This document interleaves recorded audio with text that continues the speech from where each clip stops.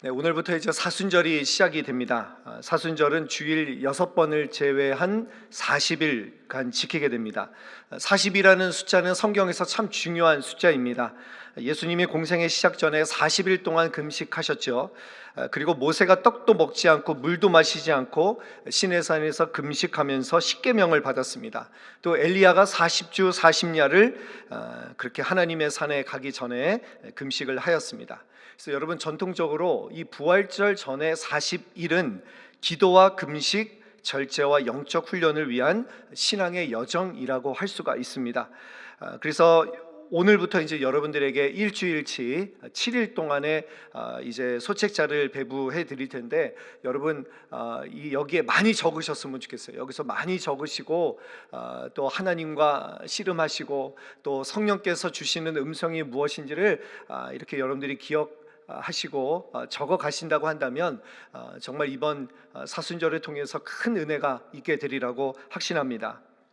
특별히 오늘은 이제 사순절이 시작되는 첫 번째 날입니다. 제 수요일로 지키게 됩니다. 애쉬 웬스데이라고 우리가 이야기를 하는데, 제가 작년에 이제 수요 여성 예배를 하면서 사순절을 그냥 이렇게 시작합니다라고 하면서 사순절 설교를 하긴 했지만, 그러나 제 마음속에 늘 아쉬움이 있었어요.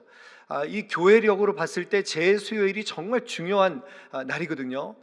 우리 초대교회에서부터 이어온 이 제를 바르면서 함께 주님 앞에 회개하고 나는 하나님의 사람입니다 이렇게 고백하는 시간이 너무나도 귀한 전통인데, 우리 수요 여성 예배 시작할 때 함께 이렇게 제 수요일로 이 예식을 진행했으면 좋겠다라는 마음을 하나님께서 주셨습니다. 그래서 오늘은 여러분 예배 설교 후에 우리가 모두가 또 제를 바르는 그런 의식을 하겠는데요. 여러분, 우리가 왜 제를 발라야 될까요? 왜 제를 바를까요? 이 제를 덮는 행위는 성경에 보면 회개를 상징합니다. 욥기 42장 6절에 보면 욥은 티끌과 재 가운데서 회개한다고 했고, 다니엘은 금식하며 베옷을 입고 제를 쓰고 하나님께 기도했습니다. 그래서 오늘 이 제를 바르는 것은 제를 입는 거예요. 우리가 함께 주님 앞에 회개하는 시간으로 갖게 되는 것입니다. 그리고 두 번째는, 제는 인간이 유한한 존재임을 확인하게 해줍니다. 창세기 3장 19절에 보면 너는 흙이니 흙으로 돌아갈 것이니라.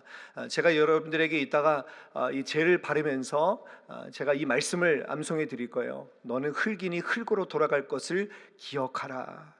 우리가 얼마나 유한한 존재인지, 하나님이 계시지 않으면 우리는 죄와 같이 쓸모없는 존재라는 것.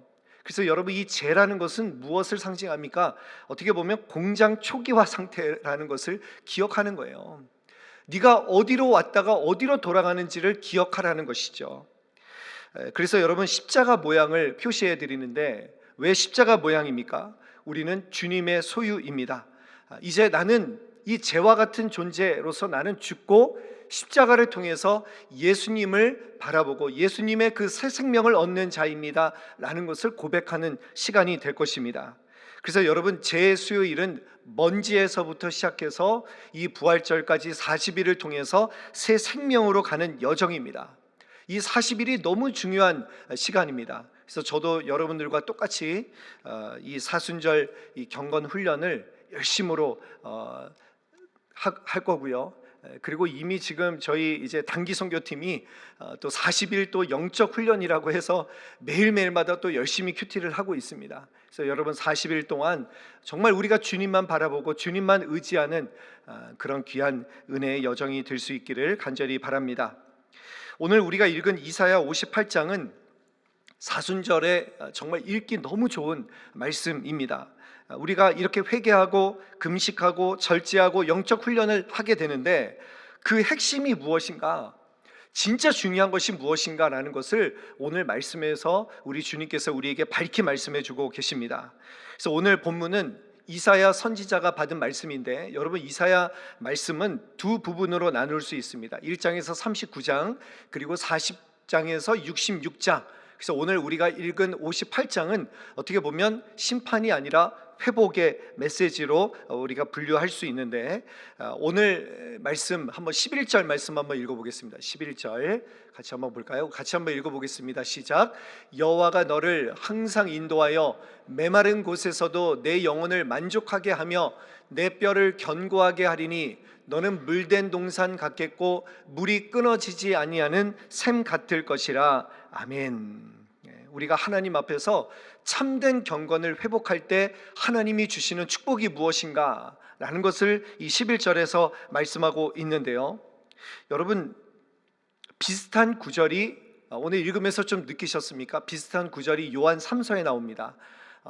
순복음 교단에서는 삼중 축복이라고 해서 내 영혼이 잘 되고 범사에 잘 되고 강건하게 되기를 기도하노라 이렇게 나오죠.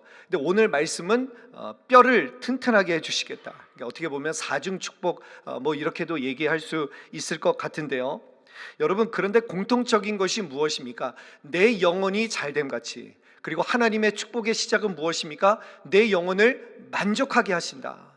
여러분, 영혼의 축복이 먼저라는 것입니다. 영혼의 만족함이 있어야 진짜 만족이 있을 수 있다는 것입니다. 여러분, 육신적인 만족을 아무리 채워보십시오, 만족이 없어요. 여러분, 세상을 보십시오. 아무리 쾌락과 즐거움을 통해서 인생의 만족을 추구하지만 그러나 그 만족은 유한합니다. 어느 순간에 인생의 피폐함을 경험하게 되는 거예요. 그래서 예전에 어떤 스님이 이제 얘기를 하는 거를 제가 들은 적이 있는데, 이렇게 얘기를 하더라고요. 불교에서는 그래서 즐거움이 있으면 반드시 고통이 있다. 그래서 그 즐거움을 아예 갖지 않도록, 그게 어떤 중도의 그런 삶을 살아가는 것이요. 너무 우리가 기쁘면 반드시 슬픔이 있고, 우리가 즐거우면 반드시 또 아픔이 있는 것처럼 그렇게 이 중도의 삶을 유지하라고 하는데, 여러분, 우리의 인생이 어떻습니까? 즐거움만을 추구하다 보면 언젠가는 그 허무함을 느끼고 피폐함을 느끼게 되는 것이죠. 자, 그래서 여러분, 인생의 허무함을 느끼는 사람들이 많습니다. 술에 의지해서 살아가는 사람들이 얼마나 많이 있습니까? 결국에 이 세상의 것들은 재로 돌아갈 것들입니다. 썩어질 것들입니다. 여러분, 그것이 그 운명이라는 거예요. 이 세상에 있는 것들은 하나도 영원한 것이 없다라는 것입니다. 그래서 오늘 제가 제수일 예배를 준비하면서 제 마음속에 참 와닿았던 찬송가가 한 곡이 있습니다. 찬송가 481장인데요, 여러분이 잘 모르는 찬송이지만 멜로디는 익숙할 거라고 생각을 합니다. 때 저물어서 날이 어두니 구주여 나와 함께 하소서. 여러분 들어보셨죠? 이 찬양이 우리 한국에서는 그렇게 유명하지는 않은데 이 찬양이 전 세계적으로 사랑을 받는 찬양입니다. 이따가 우리가 제수요일 예식을 하면서 이 찬양을 함께 부르도록 할 텐데, 이 찬양을 제가 알게 된 것이 3년 전인가요? 코로나 시기에 연세대학교 김학철 교수님이 이 찬송가를 소개하는 내용을 제가 우연히 보게 되었는데 너무나 은혜가 되어서 제가 기록을 해 두었습니다. 여러분, 이 찬송가의 영어 제목은 Abide with me라는 찬송입니다. 나와 함께 머물러 주세요 라고 하는 의미를 담고 있는 찬송입니다. 이 곡조와 가사가 너무나 아름다운데, 여러분, 이 찬송은 교회와 성당뿐만 아니라 인종을 넘고 종교를 뛰어넘어서 사랑받는 찬송이라고 합니다. 그래서 이 찬송이 영국에 가면 영국의 FA 축구 결승전이 열리는 날, 가장 치열한 그 경쟁이 있는 날에 이 찬송을 연주한다고 합니다. 1927년부터 이 찬송을 부르기 시작했는데 너무나 좋아서 2년 뒤에 축구만큼 인기 있는 럭비 결승전에서도 이 481장을 함께 찬송을 불렀다고 합니다. 지금도 계속해서 부르고 있고요.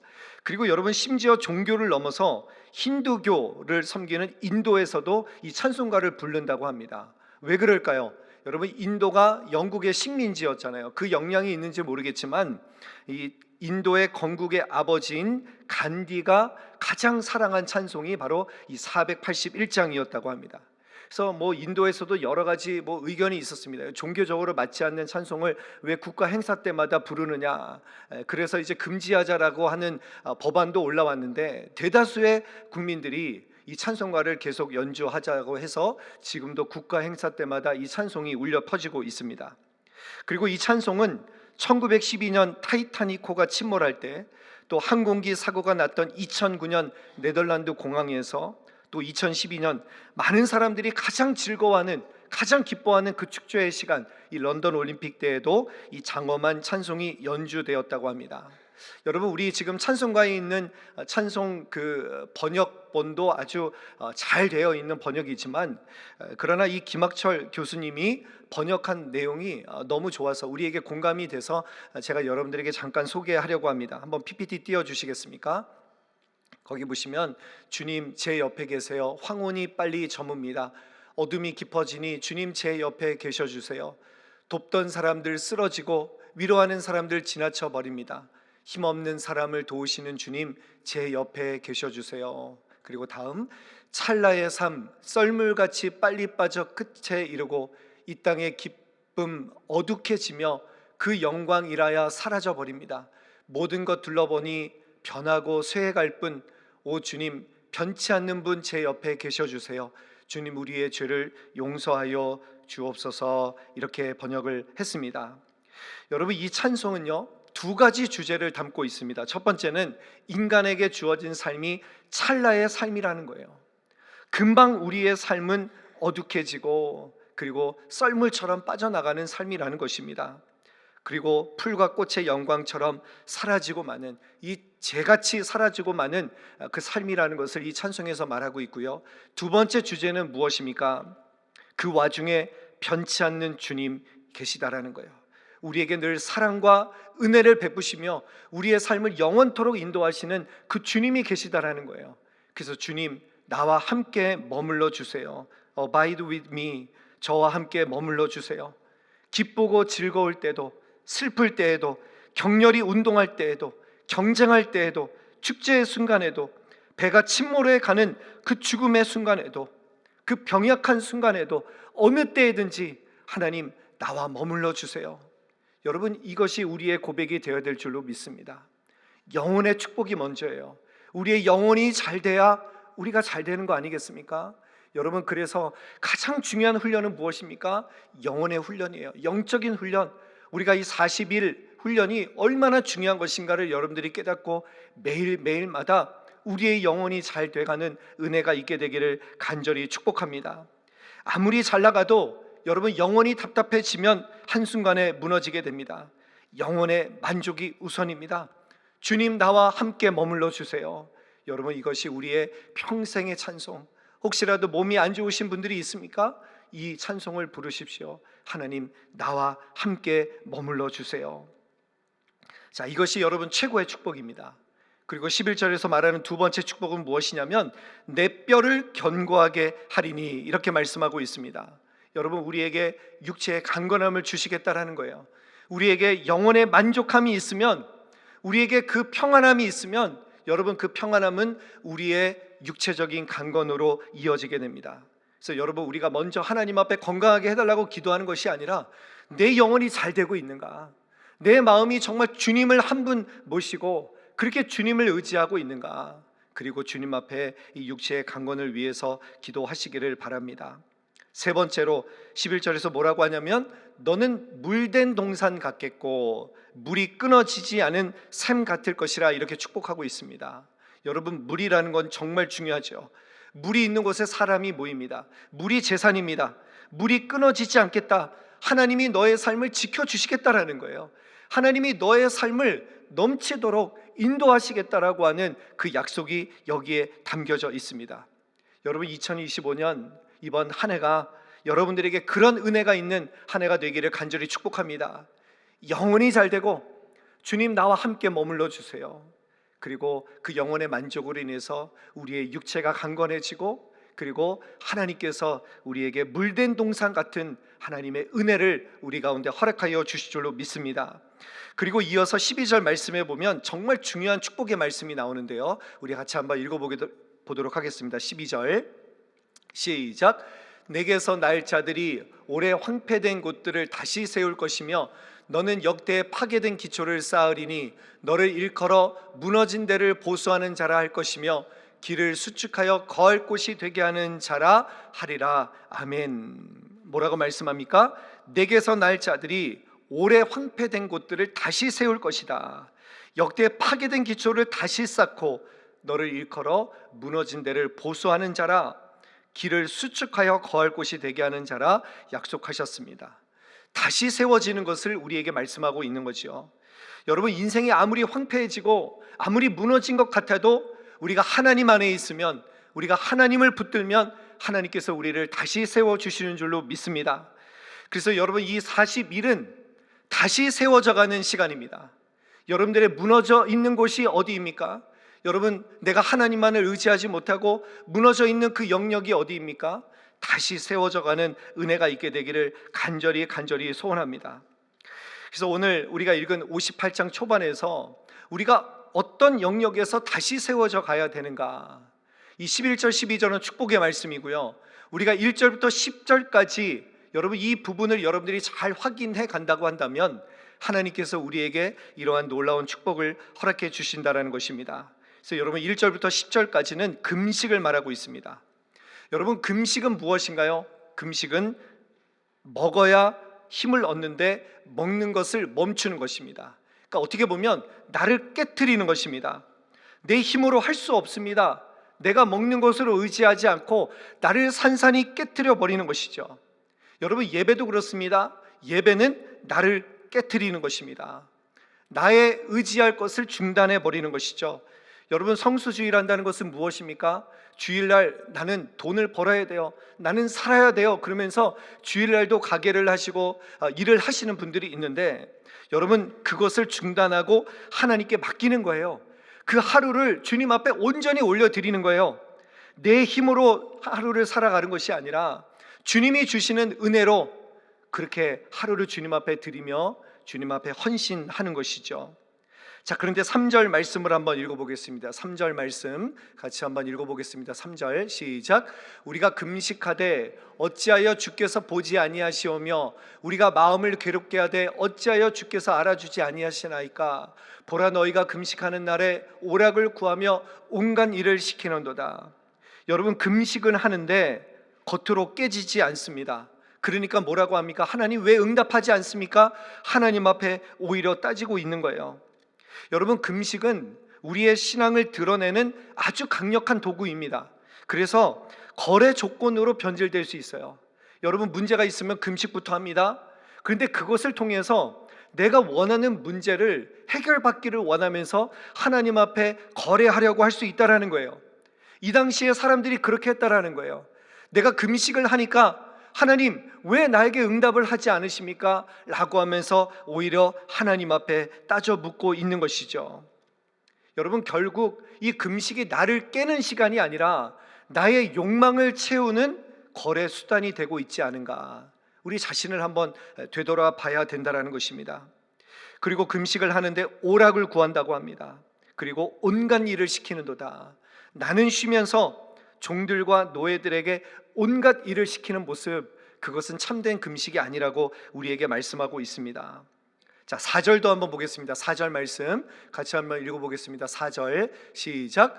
보라, 너희가 금식하면서 논쟁하며 다투며 악한 주먹으로 치는도다. 너희가 오늘 금식하는 것은 너희의 목소리를 상달하게 하려는 것이 아니니라.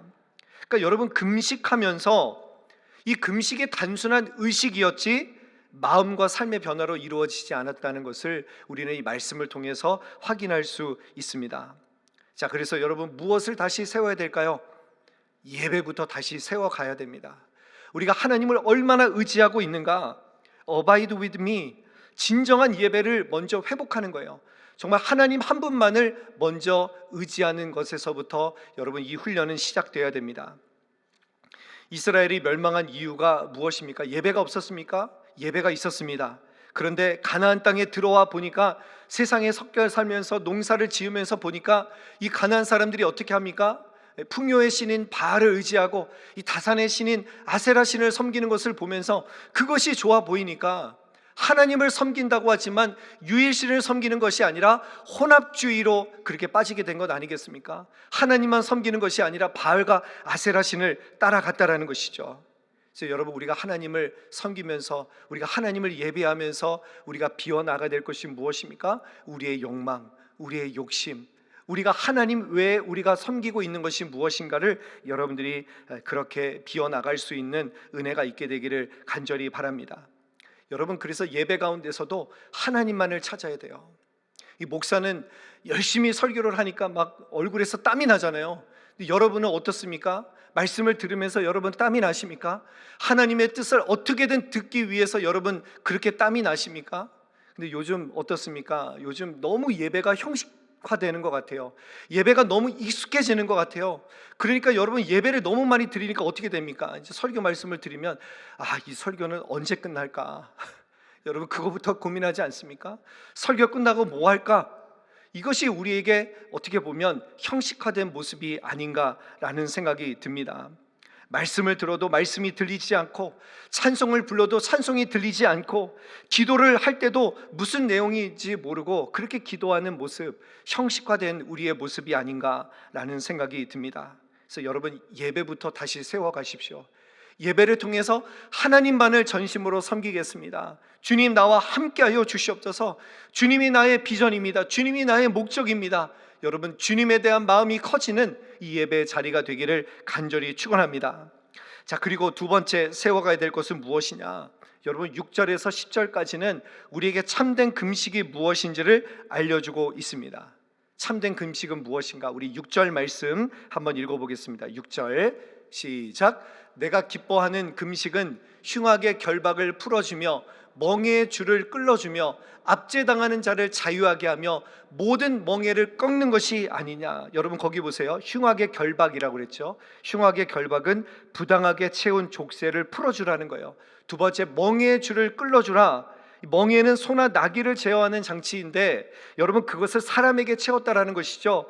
사람을 누군가를 조정하려고 하는 그 모든 시도를 멈추라는 거예요. 그 다음에 마지막에 뭐라고 그랬습니까? 압제당하는 자. 압제당하는 자는 어떤 사람입니까?